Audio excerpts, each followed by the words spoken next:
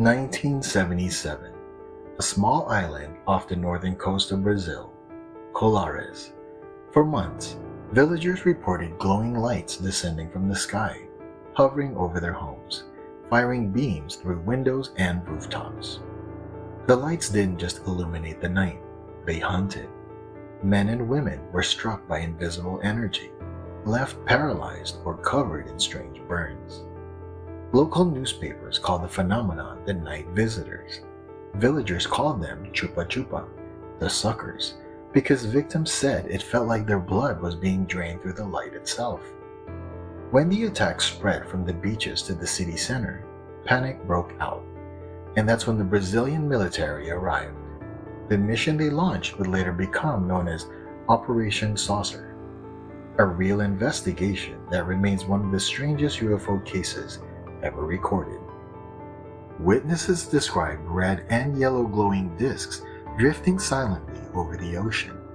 From each one, a narrow blue beam shot downward, bright enough to cut through fog, strong enough to pierce rooftops and walls. One woman claimed the beam hit her chest and she instantly collapsed, her skin turning cold and pale. She said she could feel something pulling the life out of her. The island's only physician, Dr. Walaide Carvalho, treated dozens of victims who showed identical symptoms: small circular burns, weakness, anemia, and deep fear. She later told reporters these were not hallucinations, the wounds were physical. The fear was real. Soon, fishermen refused to go out at night. Entire neighborhoods kept their lights off, hoping to hide from the sky itself. That's when the military officially stepped in, sent not to protect the villagers, but to observe the phenomenon. The investigation, codenamed Operation Saucer, began in September 1977 under the command of Captain Uirangue Holanda. His team, armed with cameras, radar, and night vision equipment, recorded hundreds of sightings and dozens of interviews. They sketched glowing craft, mapped flight paths, and even measured burn marks on homes. Holanda later described a terrifying encounter of his own. He said one of the objects approached their boat at low altitude, hovering silently before releasing a beam that lit the entire bay. Moments later, the craft split into smaller orbs, each moving with intelligent precision before vanishing into the jungle. His team was shaken. They reported mechanical interference, strange magnetic readings, and physical exhaustion after close approaches. But when they radioed headquarters, they were told to simply keep observing. By late October, the number of victims had grown into the hundreds. People described the beams as searching, selective, and alive. Dr. Carvalho's clinic overflowed. She kept logs of every case: date, time, type of wound, blood loss. The patients all told the same story: blue light from the sky, paralysis, then fainting. Some claimed to have heard a humming sound, like electricity charging in the air. Others said they saw small metallic discs hovering just above the treetops, darting away when spotted. One fisherman described a light the size of a car following his boat across the bay, diving into the water, then emerging again.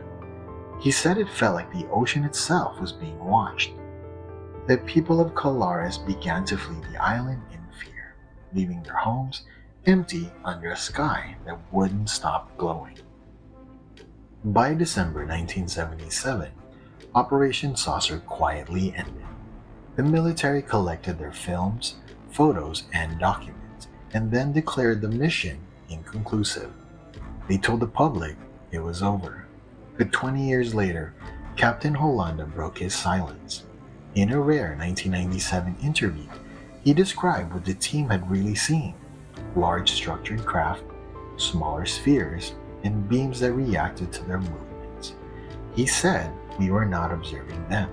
They were observing us.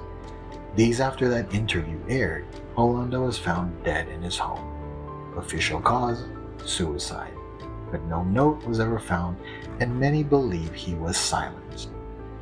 That same year, Brazil declassified over 500 pages of Operation Saucer documents. They confirmed the mission's existence, but many pages were missing, blacked out, or marked classified for national security. The government's final statement was simple: no definitive explanation. Today, the Colares UFO case stands as one of the few times a government investigated civilians physically injured by unidentified aerial phenomena. Was it mass hysteria, a secret military weapons test, or proof of an intelligence beyond human understanding? For the people who lived through it, it wasn't a mystery, it was a nightmare. Whatever those lights were, they left behind more than fear. They left scars, photographs, and questions no one can answer. This is Joshua Tree Encounters, where UFOs, cryptids, and high strangeness collide.